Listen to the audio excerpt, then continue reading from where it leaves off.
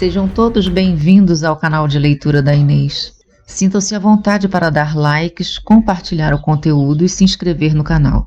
Lembrem de ativar o sininho para receber notificações de novos vídeos de leituras de histórias interessantes. A Carriça e o Urso. Certa vez no verão, um urso e um lobo estavam passeando pela floresta, quando o urso ouviu o canto belíssimo de um pássaro e comentou: Irmão Lobo, que espécie de pássaro canta tão maravilhosamente? É o rei dos pássaros e devemos nos curvar a ele em sinal de respeito. Mas na realidade era uma carriça. Se é assim, disse o urso, eu gostaria de ver o seu palácio real. Venha, leve-me até lá. Não é tão fácil. Você precisa esperar a rainha chegar. Logo depois, a rainha apareceu, trazendo comida no bico, e o rei a acompanhava para alimentar os filhotes do casal.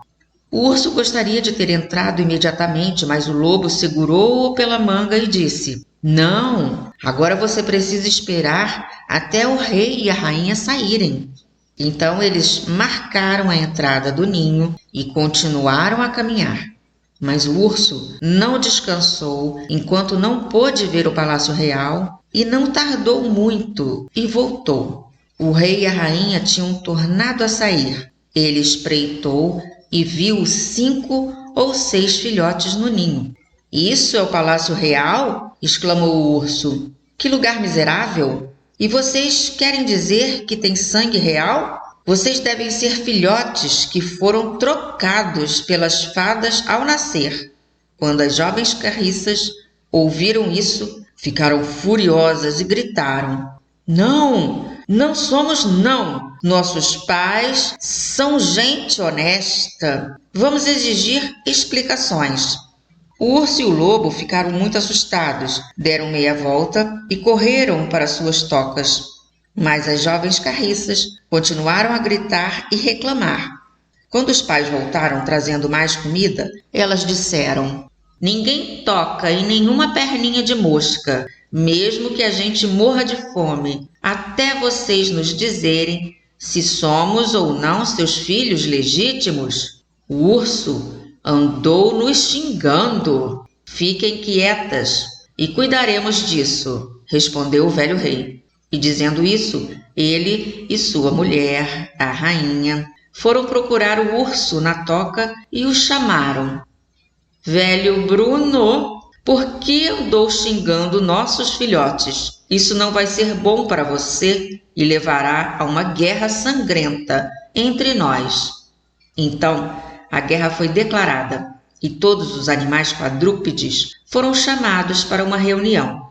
O boi, o burro, a vaca, o veado, a corça e todos os outros bichos da terra. Por sua vez, a carriça convocou todas as criaturas que voam, não somente os pássaros grandes e pequenos, mas também os mosquitos, os zangões, as abelhas e as moscas.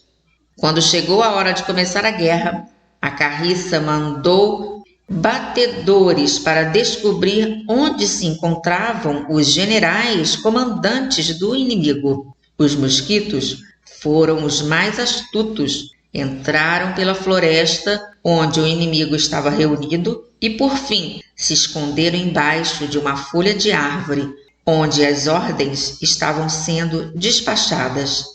O urso chamou a raposa e disse: Você é o animal mais esperto, Renarde. Você será o nosso general e nos chefiará. Muito bem, respondeu a raposa. O que usaremos como sinal? Mas ninguém conseguiu pensar em nada. Disse então a raposa: Tenho uma cauda longa e grossa, que chega a parecer uma escova de cerdas vermelhas. Quando eu erguer a cauda para o alto, estará tudo bem, e vocês devem avançar imediatamente. Mas, se eu baixar a cauda, devem fugir o mais depressa que puderem. Quando os mosquitos ouviram isso, voaram depressa para casa e contaram às carriças todos os detalhes. Quando o dia raiou, os animais quadrúpedes acorreram ao lugar onde a batalha seria travada. Eles produziram um tal tropel que a terra tremeu. A carriça e seu exército também acorreram voando, bateram as asas e zumbiram o suficiente para aterrorizar qualquer um. E então confabularam. A carriça despachou o zangão com ordens para se sentar embaixo da cauda da raposa e lhe dar uma valente ferroada.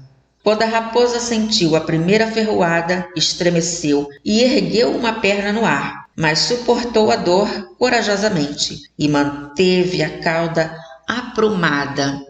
Na segunda ferroada, ela foi forçada a deixá-la cair por um instante, mas na terceira ferroada não conseguiu suportar mais. Berrou e meteu a cauda entre as pernas. Quando os animais viram isso, acharam que tudo estava perdido e fugiram em confusão, o mais rápido que puderam, cada um para a sua toca. Assim sendo, os pássaros ganharam a batalha. Quando tudo terminou, o rei e a rainha voltaram para os filhotes, exclamando: Filhotes, alegrem-se, comam e bebam o quanto quiserem. Ganhamos a batalha. Mas as jovens carriças responderam: Não comeremos até o urso vir aqui e se desculpar e dizer que somos de fato seus filhos legítimos. A carriça voou à toca do urso e gritou: Velho Bruno, você terá de ir pedir desculpas aos meus filhos por tê-los xingado, ou então vou partir todas as suas costelas. Então, apavorado, o urso foi até o ninho se desculpar e, enfim, as jovens carriças se deram por satisfeitas e comeram e beberam e festejaram a noite adentro. Fim